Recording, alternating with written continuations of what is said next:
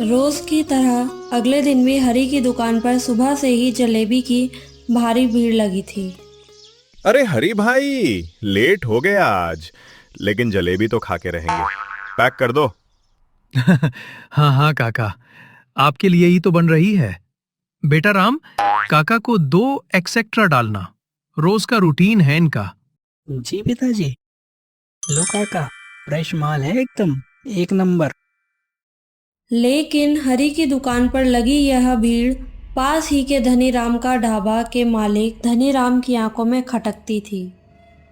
अरे देख रतन देख, सारी पब्लिक उस बुड्ढे के पास जा रही है, वहीं जमा है सारी भीड़। ऐसा क्या है इसकी जलेबी में जो मेरी चिकन करी में नहीं है? मालिक वो जादू वादू नहीं, सेटिंग है सेटिंग। आप टेंशन मत लो, वो जमाना गया जब मेहनत चलती थी।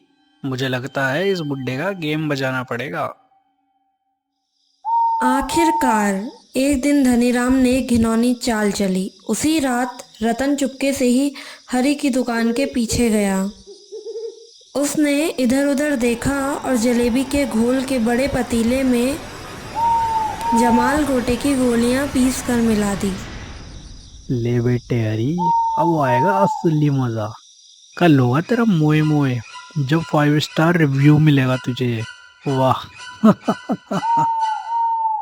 अगले दिन हरी ने हमेशा की तरह अपनी दुकान खोली। उसे रात में हुई साजिश का कोई अंदाज़ा नहीं था।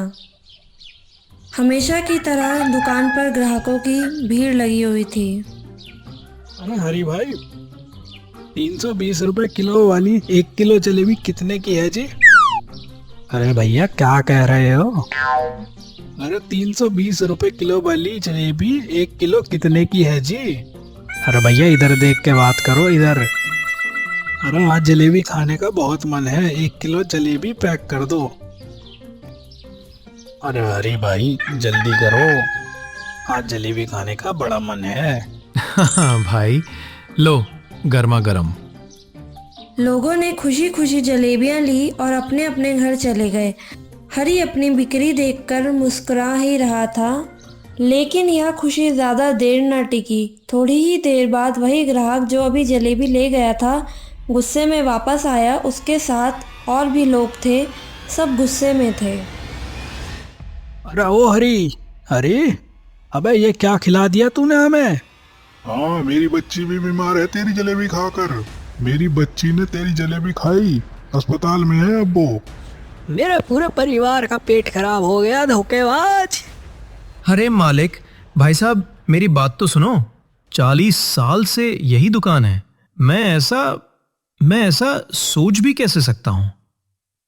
अरे भाइयों शांत। अरे मैं भी कोई गलती हो गई। अरे बुढ़ा आदमी है, पर हरी सेहत के साथ कॉम्प्रोमाइज ये नहीं करना था। Very bad, very bad. चुप कर हरी, आज से तेरी दुकान कैंसिल, परमानेंटली कैंसल्ड। कोई नहीं आएगा यहाँ। फिर क्या था, लोगों ने हरी की दुकान पर आना बिल्कुल बंद कर दिया।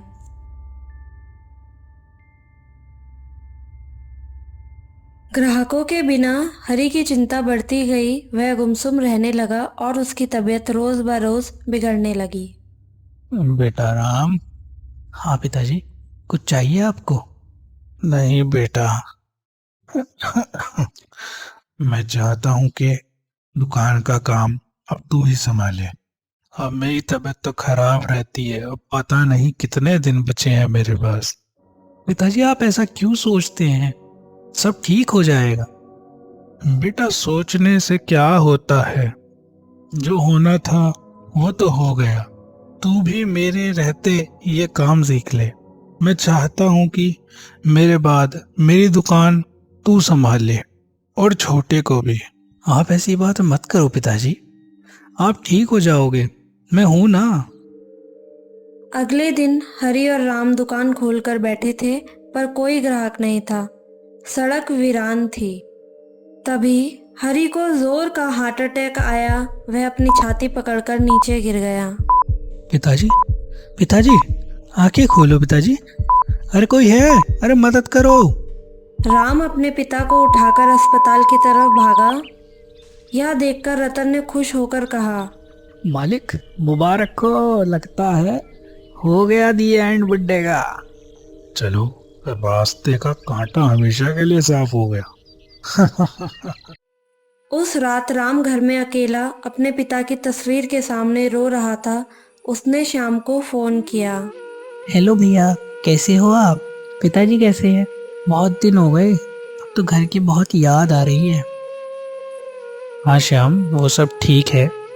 तू बता, तेरी पढ़ाई कैसी चल रही है? अरे औसम भैया, बस फाइनल एग्ज़ाम चल रहे हैं, 2 दिन में वो भी ख़त्म हो जाएंगे, फिर मैं घर आ जाऊंगा। अच्छा अच्छा, हाँ हाँ, तू आराम से पेपर दे, बाकी यहाँ सब ठीक है।